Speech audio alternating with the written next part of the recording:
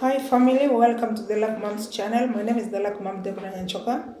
I'm an ex-housemaid of Saudi Arabia and I create awareness of what happens in the Middle East. Today I want to talk about general facts on working conditions of Gulf maids. I know there are some people who are wondering, what do these people go do? Where do they sleep? What do they eat? How much are they being paid? There are many unanswered questions because sometimes you find not everybody's willing to speak about the working conditions of these maids in Gulf countries, be it in Saudi Arabia, Bahrain, Qatar, Iraq. So I want to talk about general working conditions. Let me start from working hours. Working hours, it's between 15 to 17 hours per day. So I know in case you are planning to go there, just prepare yourself very well and know that you are going to work between 15 to 17 hours, depending on your boss. Like my case, I used to work 17 hours. I used to wake up at 6 a.m. and sleep at 12 midnight. So it's between 17 to 18 hours. Now it depends with some situations also. If you have visitors, you might end up working even to 20 hours because they'll keep sending you. So working hours is 15 plus per day. So out of 24, just you work 15 plus hours. Let's talk about uniform. What types of clothes do they wear? Or what type of clothes do these maids use? We have uniforms. There are uniforms, specific uniforms for maids. I used to have a uniform, but if you are very thick, or if you become thick just like the luck mom, you'll be given a dera. A dera, that big dress that covers you nicely. So those are the clothes that they wear. You might be wondering, am I going to carry clothes to change? No. You'll be given a uniform or a dera.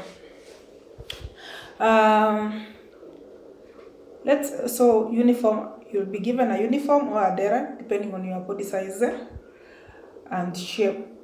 Yeah. Another condition is about food. What type of food do they eat?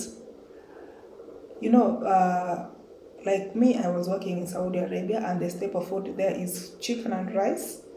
So that is the staple food. They also eat the same food, but for maids, you are given a type of food, like same type of food like every day. Let's say in the morning you ate chapati, they call kokos, and maybe strong tea or tea. Lunch you'll eat rice and chicken. And in the evening, if they can eat light meal, but you will be given the remain, that maybe the food remain of lunch. So you eat rice and chicken again, and then sleep. It will continue the same way. So snacks, we don't eat snacks. Snacks is not meant for maids. Fruits also, depending with families, but most maids are not given fruits and snacks. It's meant for the employer and her kids. Yeah. So in case you are working in the Middle East and you are being denied fruits and snacks, it is just normal. That food is meant for the family and not for the maids.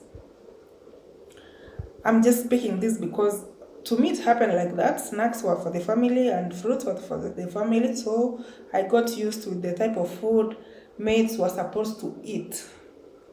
Let's say about language. Sometimes language can be difficult. You need to speak Arabic. Maybe you know English and your local language, but your employer doesn't understand those languages.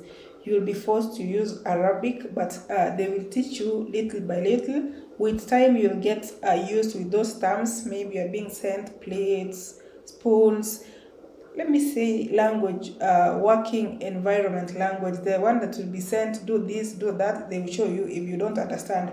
But mainly they use Arabic. That is Saudi Arabia and other Gulf countries that use Arabic. Let's talk about shelter. About accommodation. Where do they sleep? You can be given a separate room within the same house, or you can be given a separate room outside the house. And then it's not a must that you have a bed. No, 98% of maids, they sleep on the floor. You'll be given your no mattress. You'll be given maybe 2 blankets. One you use as a mattress, and the other one you cover yourself. There are few lucky maids who have beds, who sleep on beds, of which is okay. It will depend with the boss.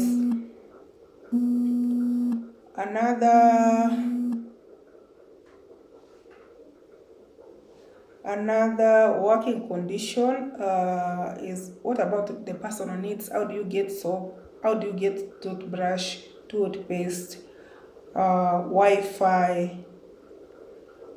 That is another condition that maids live, like personal needs, depending with your employer. There are some good employers who can buy for you your basic needs, soap and everything. They can even connect you to their Wi-Fi, no problem. We also have employers who tell you to use your salary to buy your own personal needs. You can even buy your own Wi-Fi, portable Wi-Fi. You can also buy the line of that country, so you will be using online. So it's not a must that they can give you, but in your contract it should be written that everything will be given by your boss. But in some cases it doesn't work. So if you are not given those personal needs, you should buy for yourself. Learn to pay your bills. What about off days? I have come that question many times. People ask me, do you get off day? Do you rest? When do you rest? I want to tell you, in that country, Saudi Arabia, where I was personally, I didn't have a off day. I was working from Monday to Monday, so there is no off day, unless few cases where people have agreed with their employers. But in my case, there was no off day. 99% other maids, they don't have off days. So just be prepared that you'll be working for between 15 to 18 hours per day, and you'll be working from Monday to Monday, 7 days a week. There's another question that I also get from people, like, do you go to church? Is there a church? Do you read a Bible? That is also another work condition. Maybe I can try to explain a little bit. There's no church. Saudi Arabia is those Arab countries, but specifically Saudi Arabia is a Muslim country. So almost all of them, they are Muslims.